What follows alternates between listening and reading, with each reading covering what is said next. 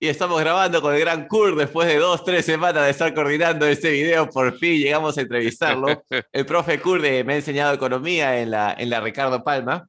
Y cuéntanos, Kurt, ¿qué tan difícil es ser profesor de economía? Y otra cosa más es, ¿tú crees que la gente estudia economía porque le interesa economía o porque se lo ponen en la malla curricular nada más?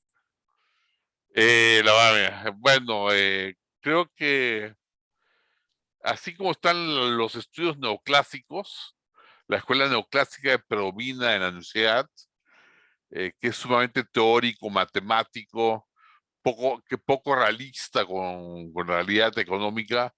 eh, yo creo que la gente entra a estudiar con expectativas altas para entender la economía y sale muy decepcionada de la clase de economía, ¿no? Bastante trabajo Este, teórico, o sea, lo que he visto al menos te hace... ve mucha curva de oferta, curva de demanda, punto de equilibrio, calcular el punto de equilibrio, calcular la estabilidad de la oferta, calcular la estabilidad del punto de equilibrio, y no ven la aplicación de esa parte teórica, ¿no? Mucha Entonces fórmula yo también creo, creo. sí, a eso voy, a tu pregunta, creo que está tan matematizada la economía por un falso precepto de economía, de ciencia como ciencia física, que pierde el contacto con la realidad, ¿no? Claro. ¿Cómo harías tú para que la gente se... Porque mira, aunque no creas, desde que salieron las criptomonedas, que tú no le tienes mucha fe a las cripto, pero lo que he visto es que desde que aparecieron el tema de las cripto, la gente se puso a prestar un poco de atención en de qué trata la economía, qué es el PBI, cuáles son los indicadores, inflación, algo que antes la gente conocía la palabra, pero nunca se había puesto a pensar cómo funciona. Sí, bueno, con las criptos tenemos que las criptos son una especie de dinero, una especie de dinero. Hay que aclarar que tengo Tourette, ¿no? Ah, sí, sí, sí, cualquier Sí, sí. cosa, si me saca el dedo medio así, gócenlo. Pueden tomarle screenshot a la cámara, aprovechen. Por si acaso yo sufro el síndrome de Tourette, que es un desorden acá en el cerebro. Lo puedes, Este, más bien, aprovechen en recordar que pueden seguirlo en Facebook y en YouTube. ¿Ya creaste tu canal o todavía? sí, sí, sí, el profe Tourette. El profe Tourette. Se escribe, creo que Sí, es T-O-U, Tourette, Tourette, con Tourette, doble T, Tourette, ¿no? con doble T, sí. En la segunda, Sí, sí, Tourette. Ya. Tourette, sí, Profe, sí. Profe El profe Tourette. Tourette. Sí, es un desorden neurológico, no es nada psicológico. Neuron desarrollo es como falla un cable ahí en el cerebro. Y dicen que gente como Mozart, como Napoleón, como el zar Pedro el Grande, como la artista Molinier, como Kurt Cobain, todos ellos han tenido, Kurt Cobain es con seguridad que tuvo Tourette. Todos nosotros hemos tenido Tourette o tenemos Tourette, ¿no? Pero dime, el Tourette es una vaina, al menos lo que recuerdo en la Richie, una chica estaba hablando pajas así, tú le sacaste el dedo medio, pero estaba hablando pajas realmente. Entonces, a veces es necesario, ¿eh? Yo creo que un poquito de Tourette todos deberíamos de tener. Bueno, el Tourette es ese mensaje obsceno que pareciera tener un contexto, en el contexto un significado, porque es totalmente involuntario, ¿no? Claro, claro. Sí, sí, sí. Eh, me permite insultar con permiso del médico. Ay, carajo. Ya, bueno, Sí, volviendo sí. al tema, Bueno, al a lo pinche, que diga dime, la dime. criptomoneda, mira, Ya, la criptomoneda justo ahora en el contexto de la inflación que se está disparando, están siendo un refugio de atesoramiento. O sea, la gente busca atesorar su patrimonio, no todo ya, su patrimonio o parte de su patrimonio, en algo que a largo plazo le significa un depósito de valor. ya, Entonces, en especial el Bitcoin, porque hay que hacer dos categorías, Bitcoin y las criptoactivos. claro, Hay una diferencia muy notable entre los criptoactivos y el Bitcoin. claro, las alternativas. Ahora, ¿por qué la gente, Bitcoin ya tiene categoría casi de demanda monetaria, ¿no? claro, por qué la gente prefiere Bitcoin en vez de oro? O sea, hay mucha gente que está invirtiendo en Bitcoin en vez de invertir en oro. Y esa es la pregunta. Eh, ¿Especulativo? es una buena pregunta. Pareciera ser que hay más expectativas de que Bitcoin sea más fácil de liquidar, Oh, ya, ya, ¿no? ya, ya. Pareciera que, pareciera que la gente lo ve más más cercano a la liquidez monetaria, al Bitcoin, que al oro. Sí, sí, sí. También creo que por el tema que puedes tener tus propias llaves de tu cripto, Exacto, exacto. En mientras que el el oro oro, depende de una plataforma, un intermediario siempre. exacto, exacto, exacto. Y el Bitcoin da la ventaja de que no es confiscable y no es registrable. Puedes Claro, permanecer informal, ¿no? claro, claro. Puedes tener Por tanto, el Estado no te puede confiscar, no te puede perseguir, no te puede perseguir claro. por tener riqueza. Te puedes llevar en tu memoria externa, en tu maleta y te largas del país como si Sí, nada, pues, ¿no? Y así no, es, no pasó claro. nada. Sí, Sí, pues. sí, pues eso yo creo que por ahí. Cosa que con el oro no puedes, porque el oro queda registrado dónde lo tienes, etcétera, ¿no? Sí, sí, esa es y si lo tienes en físico, estás jodido, y si lo tienes en Y digital ya, también, pues.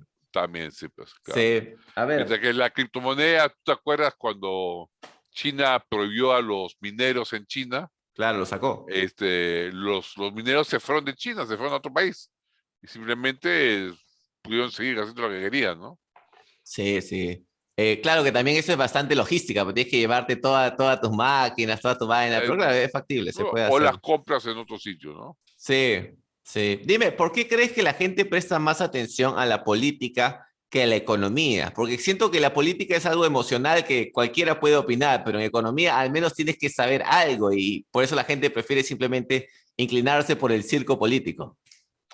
Mira, lo óptimo sería de que cuando hablas de economía no le hagas caso a la política. Lo que pasa es que después de la Segunda Guerra Mundial se ha configurado las sociedades occidentales de tal manera que cada vez más pesa la política en los resultados económicos. Es lo que Adam Smith en su época llamaba mercantilismo y lo que hoy en día se llama crony capitalism, o sea, el capitalismo de amigotes.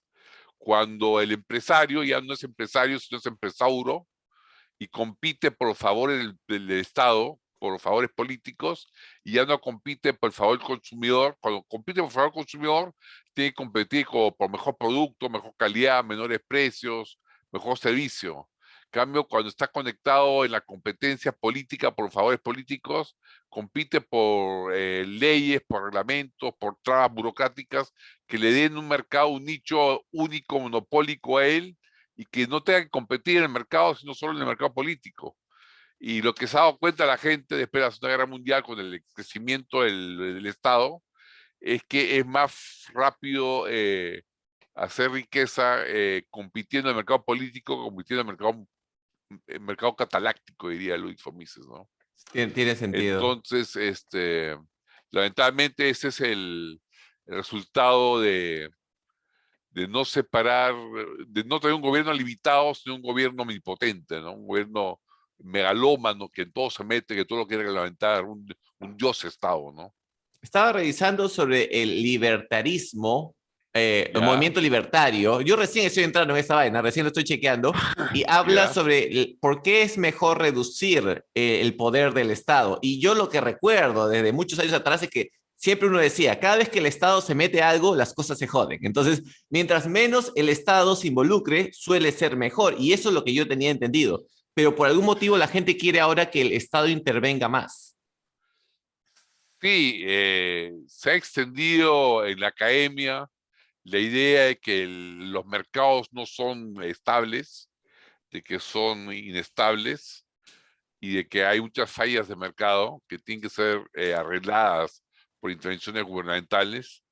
Y lo que no se dan cuenta es que la inestabilidad de los mercados justamente se debe a la intromisión del Estado en la economía, ¿no? Principalmente la principal intromisión que es la manipulación de la tasa de interés por parte del Banco Central de Reserva, ¿no? O sea, si el precio central del capitalismo, el precio del capital, la tasa de interés, la manipulas, ¿qué esperas que no ocurra, no? Estaba revisando un video de Ray Dalio y él mostraba los ciclos económicos y había una Mm. línea recta que era la productividad. Luego estaba la deuda a corto plazo y la deuda a largo plazo, pero la tasa de interés al manipularla siempre le pasaban la voz a los grupos que ellos tenían, a los amigos, antes de mover la tasa. Entonces, siempre Ah, había gente que tenía información privilegiada. claro, sí, pues justamente A- si lo que se hace es expandir la oferta monetaria a través del sistema crediticio, es decir, fomentar el estímulo crediticio, el estímulo monetario a través del sistema bancario, entonces siempre los que primero reciben los préstamos son los más beneficiados, son los que Claro. disponen del efectivo antes que suban los precios. O sea, antes que suban los precios, ellos pueden comprar los bienes físicos y después suben los precios y los más se fregan, ¿no? Y al final pierde el que lo agarra con todos los precios arriba, ¿no? Como ahora. ¿Cuál sería la Están, solución para eso? O sea, si no se puede, o sea, porque el cambiar la tasa de interés es una herramienta también. eh, es una herramienta según los keynesianos, ¿no? Según los keynesianos, cambiar la tasa de interés debe servir para estimular la economía cuando entra en recesión y bajar, o sea, bajar la tasa de interés cuando entra en recesión y subir la tasa de interés cuando está La inflación. sobrecalentada la economía y hay inflación.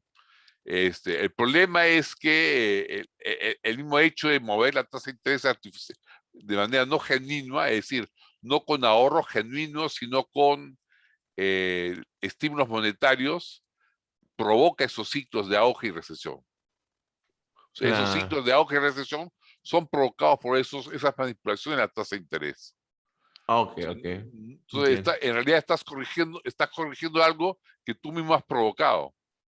Dime, el tema de los bonos, porque al menos en mi opinión, nunca se debió regalar dinero, sino dar una especie de préstamos. Y mucha gente no, dice hay que dar bonos, pero creo que al final el problema de los bonos es que terminas afectando a la gente más pobre, incluso porque los precios se disparan y una vez que Sí, los precios suben, no bajan, a no ser que haya una gran oferta que haga que luego los precios bajen. sí, Pero yo creo que los bonos, de la manera como se manejaron, y sobre todo porque a mucha gente de clase media con dinero le cayó bono también, entonces, ni siquiera se puede decir que fue algo aislado, gente que tenía casa en la playa y todo eso, pero el tema de los bonos, ¿tú crees que fue un manejo meramente político o simplemente que no sabían lo que estaban haciendo?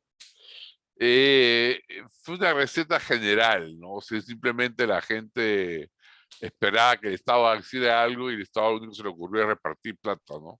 El problema es que estos estímulos monetarios, estos estímulos fiscales han sobre inundado el mercado con dinero y ese dinero está aumentando el gasto público, el gasto agregado, y el gasto agregado está presionando sobre la producción no está creciendo al mismo ritmo, por lo tanto se están elevando los precios, ¿no? Ahora, hay algunos que dicen que esto se debe al alza del petróleo, pero no es cierto porque si fuera el alza del petróleo, por lo menos en países como Alemania, como España, como Gran Bretaña, tú ves que de la canasta del índice de precio al consumidor, el 90, el 80% de los precios que están siendo seguidos por la canasta están aumentando más del 2%. Es decir, este aumento generalizado es sobre toda clase de precios, no solo los relacionados al petróleo, ¿no? Claro. Entonces, y eso solo es posible, un aumento generalizado de todos los precios y no solo de un tipo de precio como el petróleo, sino de todos los precios. Eso es posible si el gasto agregado ha aumentado. Y el gasto agregado ha aumentado porque ha habido estímulos fiscales y estímulos monetarios, ¿no? Claro. Aparte, en Estados Unidos se estaba revisando y algunos dicen que la impresión o incrementaron el volumen de dólares en más de un 40% en los 2 últimos años. Entonces, eso en algún momento se va a traducir también en los precios. Creo que más, ¿ah? Sí, escuché 80, pero digo 40 porque me pareció que 80 era obsceno. No, no, no, ha sido obsceno. Ha sido obsceno lo que han hecho. Este, sí, han aumentado obscenamente la masa monetaria y ahora están cosechando lo que. O sea, habían, al inicio del año pasado, al final del año pasado, el 2021, habían tres escenarios. El primero, que habían cuellos de botella que se superara. Y nos estaban diciendo, no, estos son cuellos de botella. Primero dijeron, esto es un efecto base. Como había una recesión, han bajado los precios, ahora se recuperan los precios, la inflación es simplemente la recuperación de los precios a sus niveles normales. Después nos dijeron, no, los cuellos de botella están haciendo que se aumente a unos precios, pero conforme se regulariza la oferta, se van a normalizar los precios.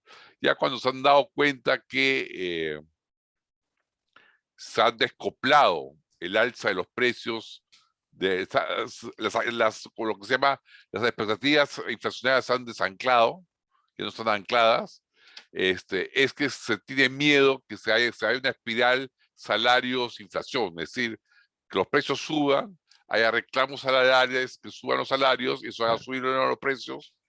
Y ante eso hay dos escenarios. Uno, que es el que espero que sigan los bancos centrales, que es elevar la tasa de interés y controlar, dar un claro mensaje que no van a permitir que suban más los precios. Y el otro que también es posible, es un escenario de menor probabilidad, pero que también es posible porque hay intereses del Estado en licuar la deuda. La deuda de muchos países sobrepasa el 100% del PBI. Entonces hay mucho interés de muchos países en licuar el valor adquisitivo de la deuda a través de la inflación. Oh, Entonces, ya entendía. esos intereses están interesados en que se dispare algo la inflación para que ya no se devuelva toda la capacidad que existía de la deuda, ¿no? Y si eso ocurre, sí estaríamos en problemas, ¿no? Sí estaríamos en problemas.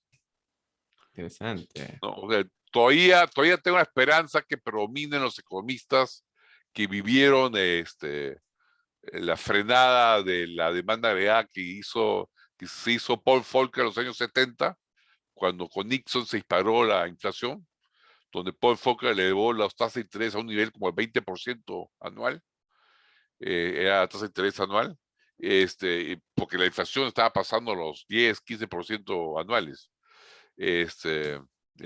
mensuales.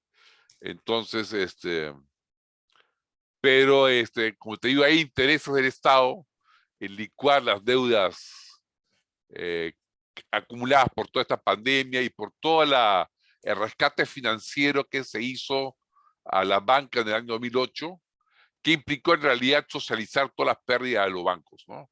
O sea, eso no es capitalismo, eso es puro y llano sociocorporativismo, donde las pérdidas de los grandes se socializan y las ganancias se privatizan, ¿no?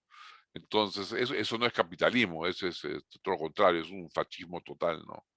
Claro. Y al El final, fascismo hacía, el fascismo hacía eso, hacía planes cuatrimestrales, quinquenales, socializaba las pérdidas y privatizaba las ganancias, ¿no?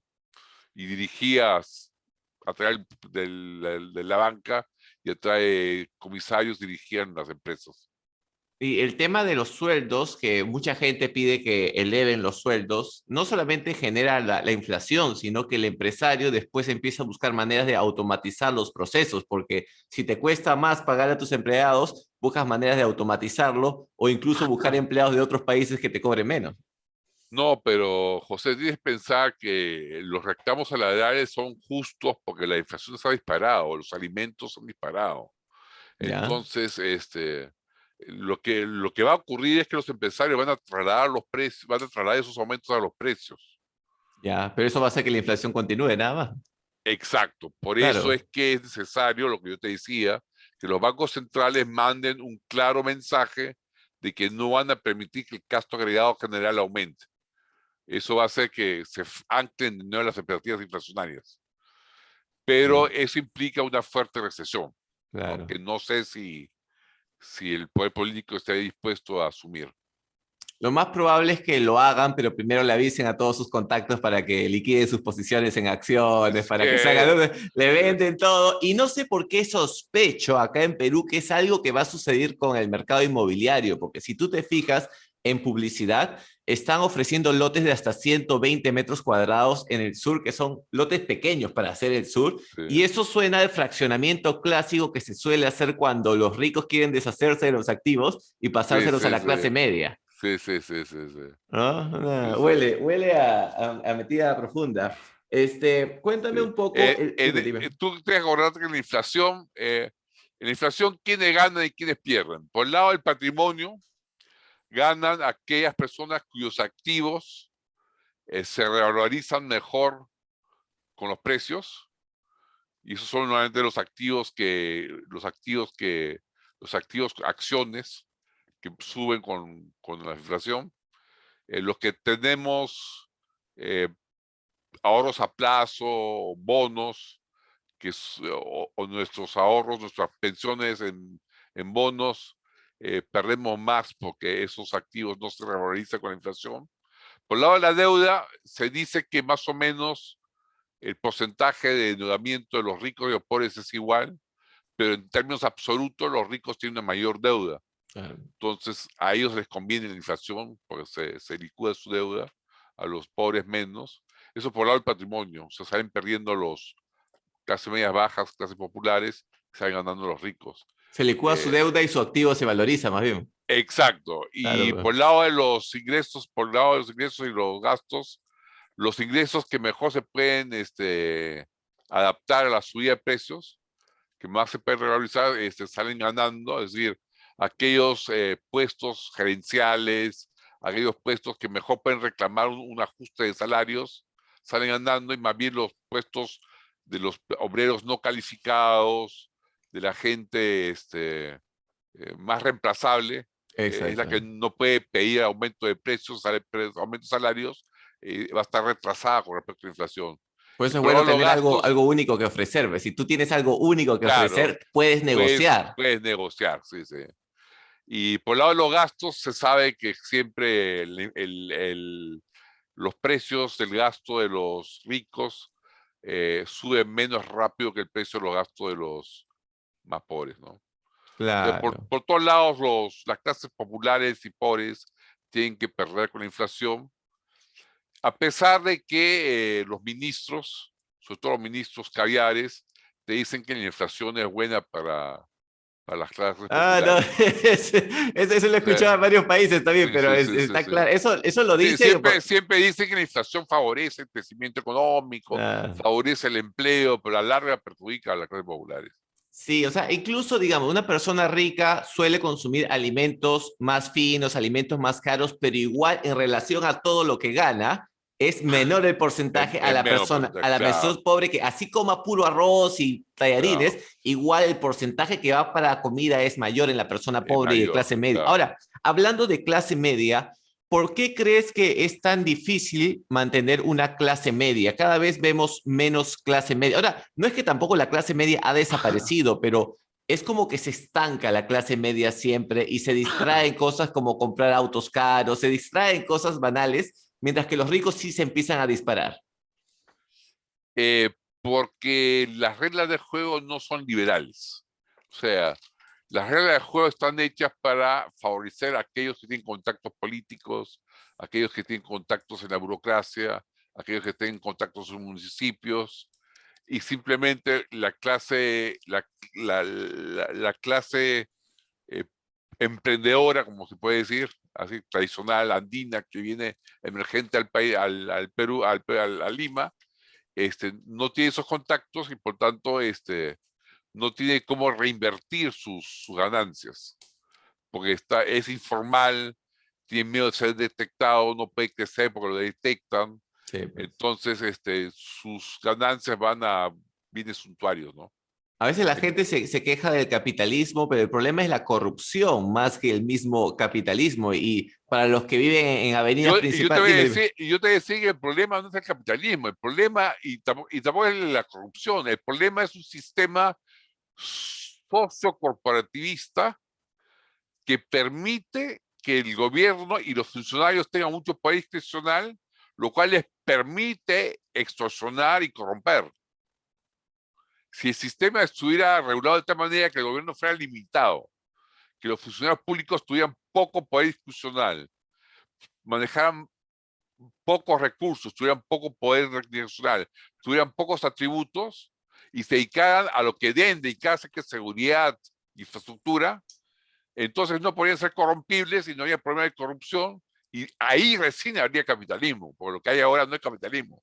El mismo Claro. Louis von Mises, que es el gran liberal del siglo XX, decía que lo que había en el siglo, después de la guerra en Estados Unidos, no era un capitalismo puro, sino era una economía mixta intervenida, ¿no? Claro. Entonces, no puedes culpar al capitalismo de algo que no es, porque lo que ha habido después de la Segunda Guerra Mundial no es capitalismo en el Occidente. No, y lo que dices es cierto también, si el gobierno, hay corrupción dentro del gobierno y ellos piden más impuestos y la gente apoya que haya más impuestos, al corrupto le estás dando aún más dinero. Entonces, Claro, no tiene claro, sentido. La mejor manera claro, de reducir la corrupción es ajustar la cantidad de dinero que ingrese para que no tengan exacto, chance de dónde, o sea, van a tener que invertir exacto. por las cosas porque si no es más obvio. Claro, en arcas cerradas no hay de dónde robar, ¿no? En arcas abiertas, si le llenas la arca con impuestos, van a robar como locos. Interesante, interesante. Dime, del sol, ¿cómo ves tú? Porque ahora está ¿El tema de cayendo qué? del sol, El del sol. sol peruano, sí. Ah, Ahora el dólar que está cayendo el dólar. está cayendo el dólar. Eh, Creo que es más desconfianza del dólar que confianza en el sol, ¿verdad? Eh, las dos cosas vienen juntas, ¿no? El dólar está en una carrera inflacionista, está perdiendo valor, mientras que el sol ha mostrado eh, que no está creciendo su emisión tanto como la del dólar.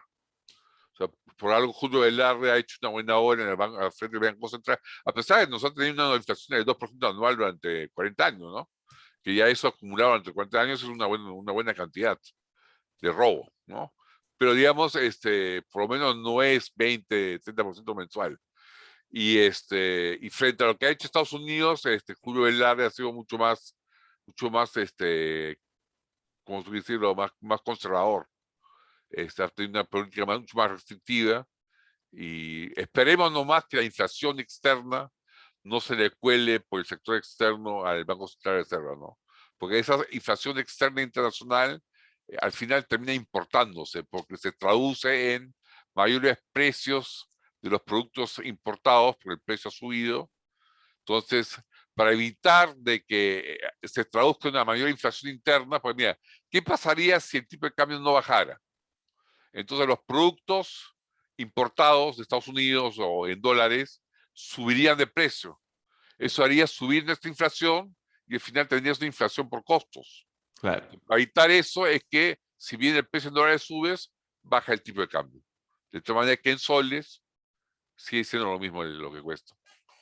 Claro. Dime, en caso de que ahora estamos con el tema de Rusia que quiere invadir Ucrania, el tema de Ah, Estados Unidos, de eso no he dime, leído mucho, pues dime, ¿cuál es tu pregunta? de iniciar una guerra, ¿es posible que eso haga que el dólar se dispare? Porque toda la gente suele liquidar sus activos. Yo creo que más bien va a caer la demanda de dólares, monetaria de dólares, y se va a disparar la inflación de Estados Unidos. Y más bien la gente lo que hace es refugiarse en el oro y más aún en el Bitcoin. Ya, ya, ya. Entonces, yo creo que una guerra lo que favorece es justamente, lo que hace una guerra es crear mucho riesgo, mucha incertidumbre. Y cuando hay mucho riesgo, mucha incertidumbre, los agentes acuden a refugiarse en lo más seguro que es en el atesoramiento. ¿Y en Claro, qué se puede atesorar hoy en día? En oro y ahora mejor todavía en criptomonedas, especialmente en el Bitcoin. claro. Entonces, yo creo que eso daría un auge al Bitcoin en primer lugar, al oro en segundo lugar, y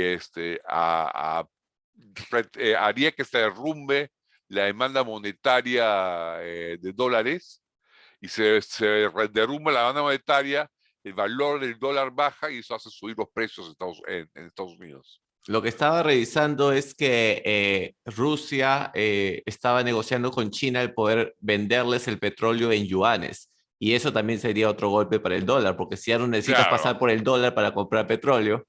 claro, eso es lo mismo de decir que baja la demanda monetaria de dólares, ¿no?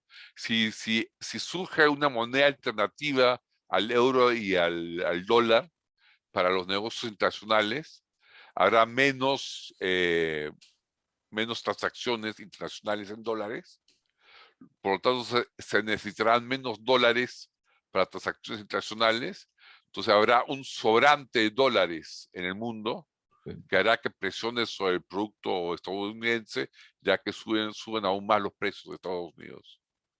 Sí. se desvalorizará más el dólar. Por eso que China está trabajando su yuan digital, porque si todos compran de China, tiene más sentido de que trabajen de frente con los yuanes. Claro. Bueno, eso es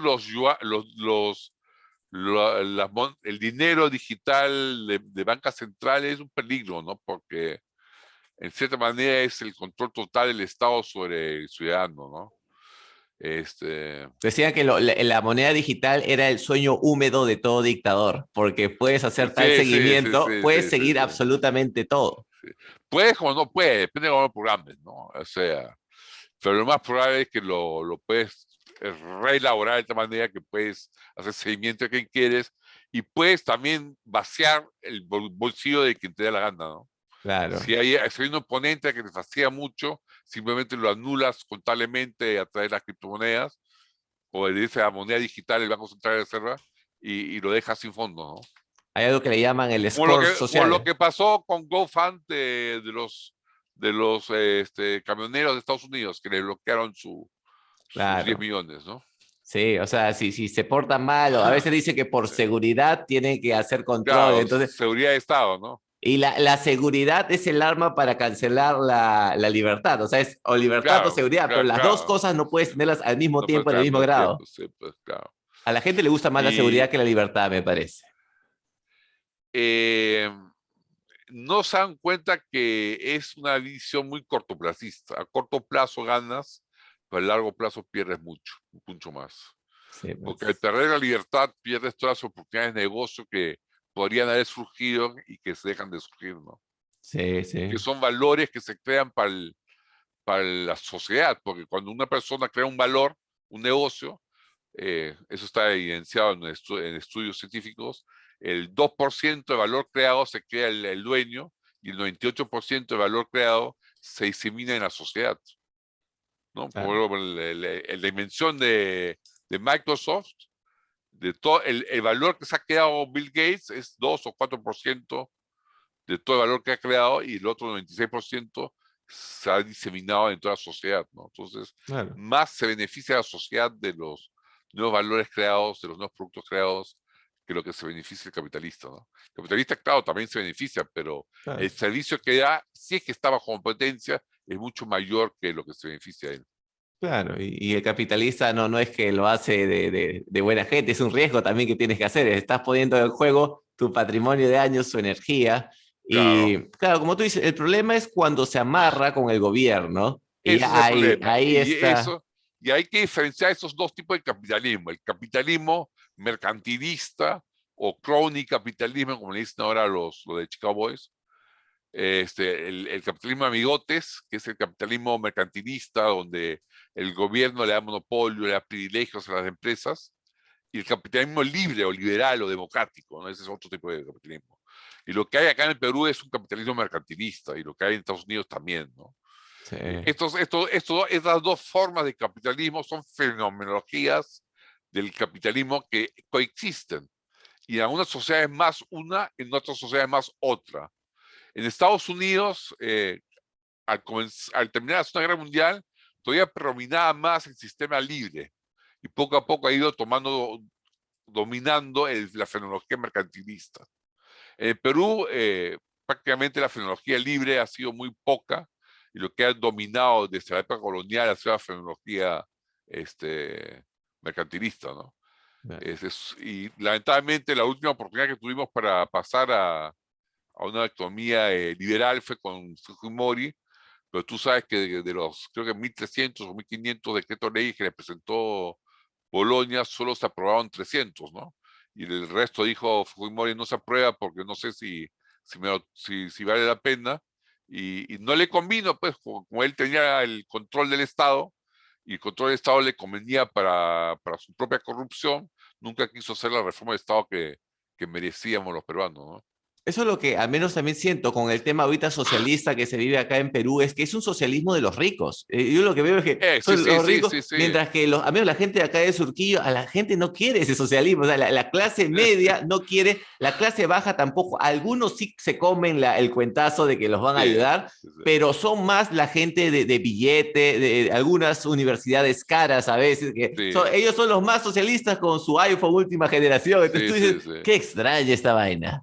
Son los típicos que están acostumbrados y han sido adiestrados por las universidades para trabajar de asesores en el Estado, han sido adiestrados para trabajar como empleados de empresas y nunca han sido adiestrados, como sí lo es el andino emergente, a luchar la calle y a crear empresas, ¿no? Claro. Oye, Cura, ha sido tremendo podcast. Yo quiero dejarlo ahí porque Bueno, está bastante información. La gente que lo ha escuchado va a estar ahí. A mí yo creo que hay que hacer más episodios de mira, esta vaina. hagamos, déjame ver, ¿qué te parece? Yo me comprometo el viernes que viene a las 3 de la tarde, Ahí está, estaba acá, estaba acá. ¿ya? Ahí grabamos otro episodio. Más Ya, con bien, mucho dile a la gusto. gente que te sigan, dónde te pueden seguir y el curso que me habías Sí, comentado. estoy abriendo un curso, son dos cursos, uno de micro y después le sigue el de macro. Eh, Va a ser los martes en la noche, a partir de las 7 de la noche. Va a ser por Zoom. Y creo que tú vas a poner Sí, el enlace acá en la abajo, descripción y en mi página de Facebook también voy a poner el banner que me mandaste. el banner, el enlace. Tienen que escribir a la dirección del Instituto Erhard o simplemente buscar en o me escriben en Telegram al 987-211-025. 987-211-025 en Telegram y me escriben por ahí. Y para la gente que a veces se pregunta, ¿no? Dice, ¿y para qué voy a estudiar economía? Les puedo decir de que si así tú no quieras ser profesor, si no eres un empresario cualquiera, siempre tener una base de economía te ayuda a entender la tendencia un poco mejor y sobre todo Sí, a leer las noticias, porque escuchas al sí, sí. periodista diciendo algo, al político diciendo algo, y este número no cuadra, Mira, y eso lo logras con... lo que caracteriza mi curso es que yo te hago desaprender toda la cojudeces socialistas que has aprendido y vas a aprender a leer de manera capitalista las noticias. Sí, Esa sí, sí, es, sí. grande cura. Así que ya saben, síganlo Ok, al profe Turet, voy a dejar los datos profe acá. Toret, ya sabes. La bendición, Kurt, ahí lo estoy Hasta luego. colgando.